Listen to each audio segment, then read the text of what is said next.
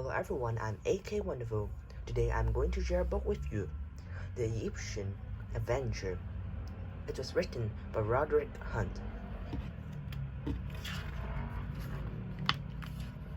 Nadim and Anina came to play at Biff and Chip's house.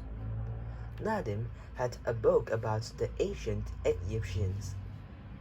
It isn't just a book to read, said Nadim. It's a special sort of book. It's a model book, said Nadim. He opened it to show everyone. I get it, said Chip. You press out the shapes. Then you fold and glue them to make a model. The book had lots of shapes to press out and fold. Nadim pointed one. Can you see what this will be? He asked. Of course we can, said Anina. It will be a pyramid.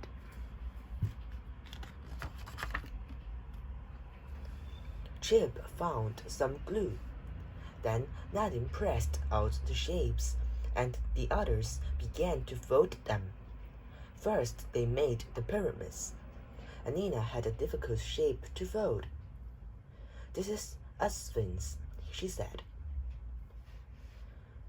They pressed out some tiny trees and people. Biff glued them all on to a sheet of paper. It made a sense of ancient Egypt. The children were pleased with it. I'm really pleased with the sphinx, said Anina. At last my model was finished. It looked so good they called Mom upstairs to have a look. What a good job you made of it, said Mom. I like the pyramids and the sphinx. The sphinx was hard to make, said Anina. Floppy ran into the room. He didn't see the model on the floor and he trod on it with his big paws. He knocked over a tree and crushed the sphinx. Oh, Floppy! Everyone yelled. Floppy looked unhappy. He knew he upset the children. Never mind, said Chip. It wasn't Floppy's fault. The sphinx looks even better than before. Suddenly, the magic key began to glow. The key took the children back in time. It took Floppy too. It's not my day, thought Floppy. First, I get into trouble. Now, it's a magic adventure.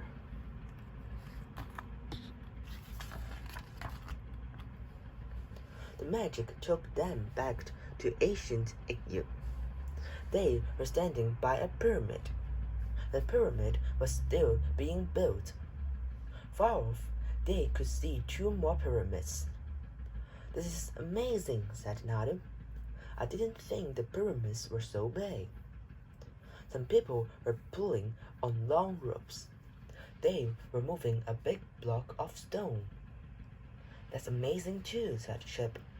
I didn't know the pyramids were made with such big blocks of stone.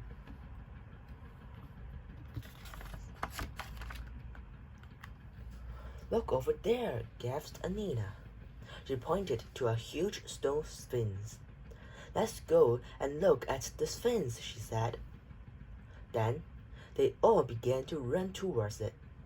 Floppy didn't go with them. He had seen a cat. The cat hissed at Floppy. Floppy couldn't stop himself. He chased it. It leaped on to some blocks of stone. Floppy jumped up too, but the cat was too fast for him.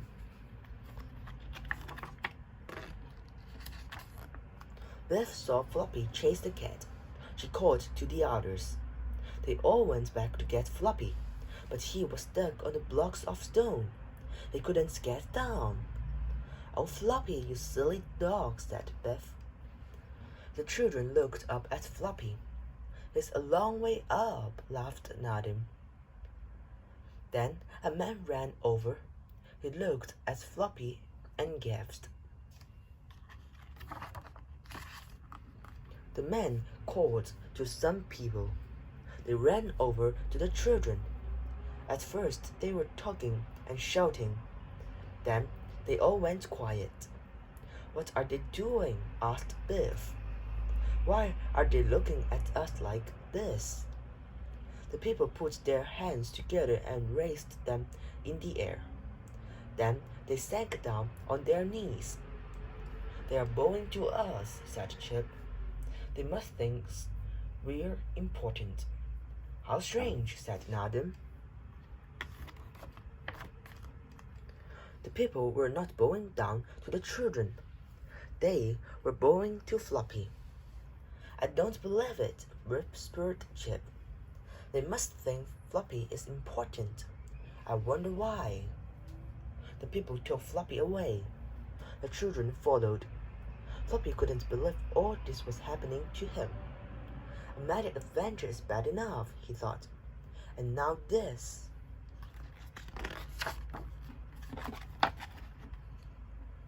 The people took Floppy to the king's palace.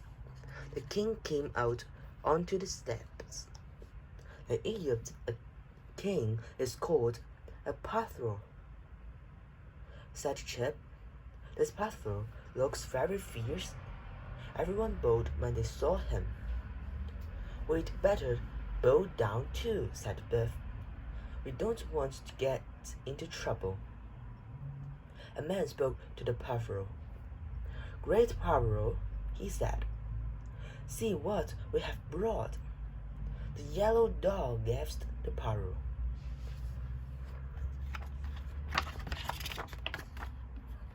The Pharaoh took Floppy inside the palace.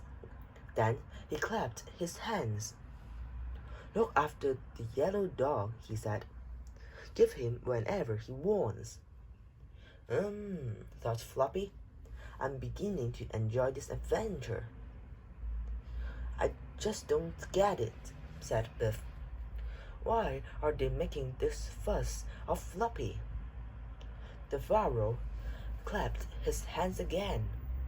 Some people ran into the palace. One of them began to paint a picture of Floppy. Suddenly, Biff sneezed. The Pharaoh saw the children. "Strangers in my palace," he shouted. "How did they get in?" A guard grabbed Chip and Anina. Another one grabbed Biff and Nadim. The guards took the children outside. They took them to one of the pyramids. The people were moving the big blocks of stone. "You all look strong," said a guard. "You can work here." The children had to help pull one of the big blocks. They had to put rollers down to slide it along. "This is hard work," mourned Biff. "These rollers are heavy." It was time for a rest. The children had to drink from a skin bag. "Ah," said Chip. "This water is warm and it tastes funny too. I'd rather have an ice-cold can." The Egyptians were carving a giant stone block. The children had to pick up all the chips of stone that fell off. "This is hard work too," said Nadim. "It is no fun being an Egypt staff." Anina looked at the carving. "I wonder if they are making a sphinx," she said. "A sphinx has the body of a lion, but that doesn't look like a lion's tail." That tail looks familiar," said Biff. The carving was finished. "I said it looked familiar," gasped Biff. "It isn't a sphinx at all. It's Floppy." At that moment, the Pharaoh came to see the carving. Some Egyptians carried Floppy. Suddenly, the magic key began to glow. Floppy jumped down and ran over to the children. I'm glad it's time to go, thought Floppy. It was all getting too much of a good thing. What an adventure, said Nadu. I didn't like being an igloo slave. Anina picked up the model sphinx. A sphinx has a lion's body and a man's head, she said.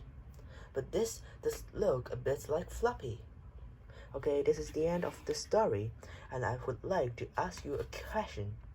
Okay? What is a lion's body and a man's head called? A sphinx. B, a slave. C, a spin. D, a statue. Okay, you can watch this video again and check the answers. And I really hope that you will join my Q&A reading competition. You can go to YouTube and type in keywords how to join the Q&A reading competition, and you will find more about it. And also, please like my videos and subscribe my channel. Thank you very much. Okay, hope you enjoy all my videos. Goodbye and see you next time.